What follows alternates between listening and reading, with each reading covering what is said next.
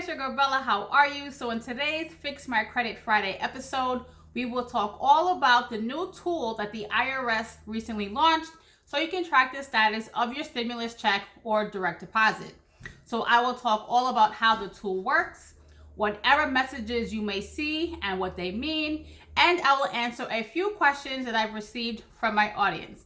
Now before I jump into this video, make sure to hit that subscribe button and the notification bell so you know my future videos are posted on YouTube.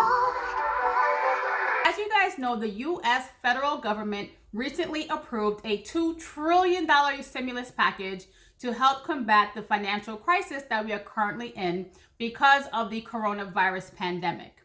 Now, part of that package does include sending out stimulus payments to various U.S. taxpayers who qualify.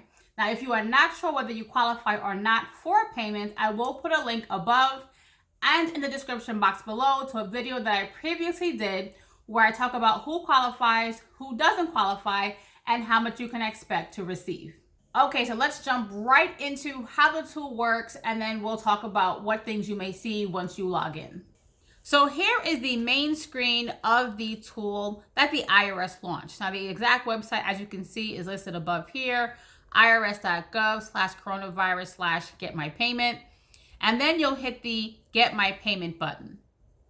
Then you'll see this short disclaimer. Make sure you're authorized, right, to use it and no fraud. Then here's the actual form. So you'll put in your social security number or ITIN number. Now, the thing is, anyone who has an ITIN number does not actually qualify. The only way you would qualify if you have an ITIN number is if you filed with a spouse who has a social security number. So if you file a joint tax return with a spouse who has an actual social security number and you have an ITIN number, you then can qualify for a payment and can use the tool. Just wanted to put that out there. Then you put in your date of birth, street address, zip code. You'll hit the continue button, and then you'll get one of three messages.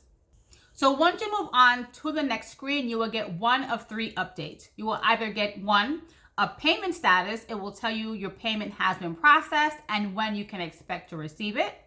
Or it will tell you that you are eligible, but your payment has not been processed yet. So you would need to check back periodically to get an actual payment date. Or second, you will get a status that says need more information. So that means you are eligible, but they do not have your direct deposit information. So once you provide that, they will then update your payment status and let you know when you can expect to receive your money. Now, the third status, which is the one no one wants to see, you will get that your payment status is not available. Now, just because it's not available right now does not mean this won't change. You can check the tool periodically throughout the week to see if your status does change. Now, if you do check the tool too many times within a 24-hour period, you will eventually get locked out of the system for 24 hours. So since the IRS is only updating their system once a day, you really should only check your status 1 to 2 times a day because it's not going to change until the next day. So definitely don't make that mistake because it will then lock you out for 24 hours. So as you can see, the tool is pretty straightforward and easy to use. Now, they are experiencing very high volume on the site, so you may find that at various times you will have a hard time getting in. So as I mentioned before, don't check more than once or twice a day anyway, so you don't bog down the system. So let's jump right into a few questions that I have received from my audience. So the first question that I received is, what if I check my payment status and it has a delivery date, but the bank account on file is no longer valid? Well, in that case, what will happen is the IRS will send the money to the bank account. Your bank will then reject the payment, and then the IRS will issue a check to you and mail it to your last known mailing address. So unfortunately, it will take you a little bit longer to get your money. Now, if you check your payment status and there is no scheduled date for delivery or deposit, you will then have the opportunity to update your bank account information. So the next question that I received is, if I file my tax return with my spouse, whose information do we input in the actual tool? So you can actually enter either person's information in the tool. Because you filed together, either person's information will give you the same information.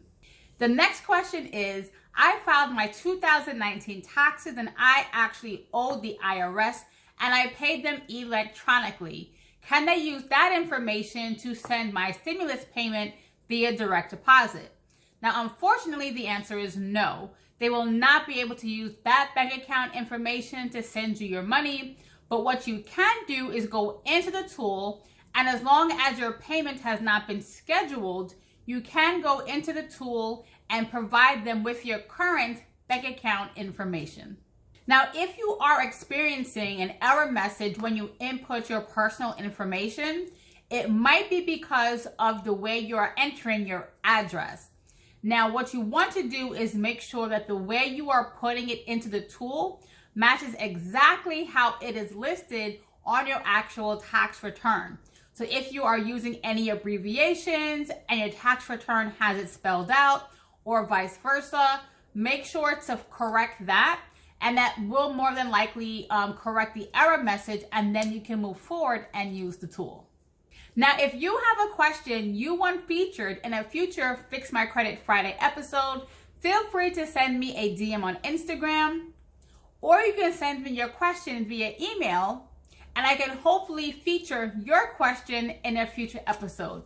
And as always, guys, thank you so much for watching, and I'll talk to you soon. Bye.